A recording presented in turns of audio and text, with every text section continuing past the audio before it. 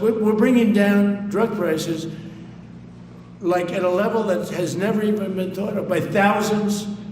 Think of it, by 1,000%, by 1,200, 1,300, 1,400% in some cases. A drug that sells for $10 in London is costing $130 in New York. We're bringing it down to $20, and they're going to go up to 20. So they're going from 10 to 20, which is a doubling. It's a doubling. It's a lot, but it's a doubling. But we're going down to 20. So we're going down, if you can do your own math, but it's 2,000%, 3,000%. It's pretty amazing. And you know, the New York Times had a story about it, a small story, way in the back of the paper. It's the single biggest thing to happen with respect to drugs probably in 50 years. It's never been anything like this. In my first term, I was able to get drug prices down 1/4%. It's the first time in 28 years that they went down. 1/4%. I'm so proud of myself. Now we're doing them 2,000%, 1,500%, 1,200%. That pill that sold for $130 will now be selling, as an example, for $20. Because the rest of the world took advantage of us. Without tariffs, I could have never done it.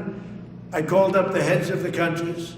As an example, France, I spoke to a very good man, President Macron of France. And I said, Emmanuel, you have to raise your drug prices. He said, no, we will not do that. I said, you have to. He said, no, I don't want to do that. Look, you ask me if we go to $10 to $20, you're going to come way down to 20. We don't want to do that. Now, in all fairness, no other president even tried. But if they did try, there was actually a fake story in stupid USA Today. I didn't even think they make it anymore. I haven't. But I saw a story where Biden was trying to do this. Biden never tried to do it. Biden didn't know he was alive. He never tried to do it. But they're taking it from $10 to 20. So he would say, and the other leader said the same thing. No, we won't do it. I said, no, you're going to do it 100%. They said, nope, we're not doing it. We're not going to double our price. Because, again, if you go from $10 to $20, they're doubling their price. We're coming now, though, from $130 to $20, because we're going to get the lowest drug prices in the world. Whatever the lowest price is called favored nations, we're going to have the lowest price. So I said, no, you're going to. No, I will not do this. Politically, it's unacceptable. I said, Emmanuel, you're going to do it 100%. Please accept it now. Be nice. You're going to do it 100%. No, I will not. I said, yes, you are. He said, why do you keep telling me I am when I'm not? Because if you don't do it, I'm going to put a 25% tariff on everything France sells into the United States of America. And that's approximately 20 times more than I'm asking for with respect to drug prices.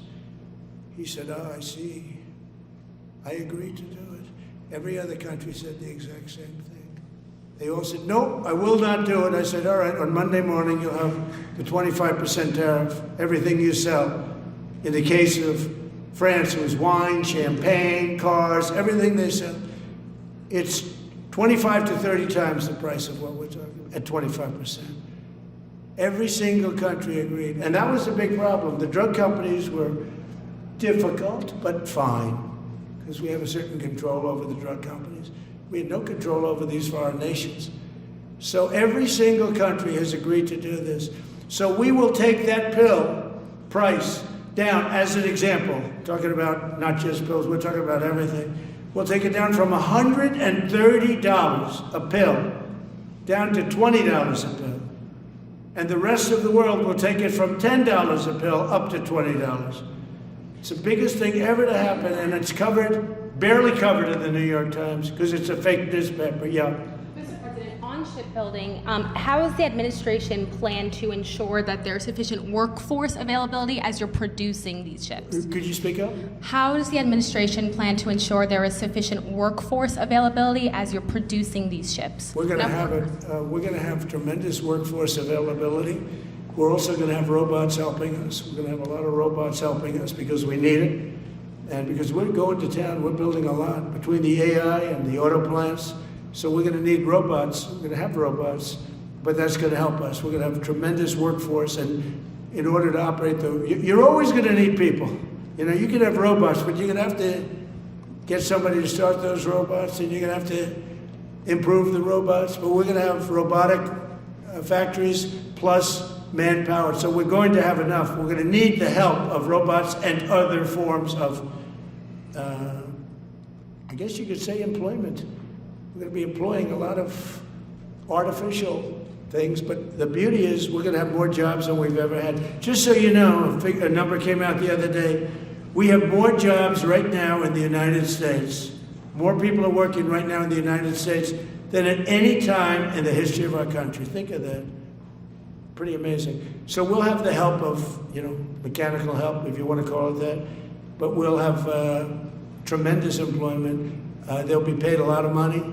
They'll do better than they ever did.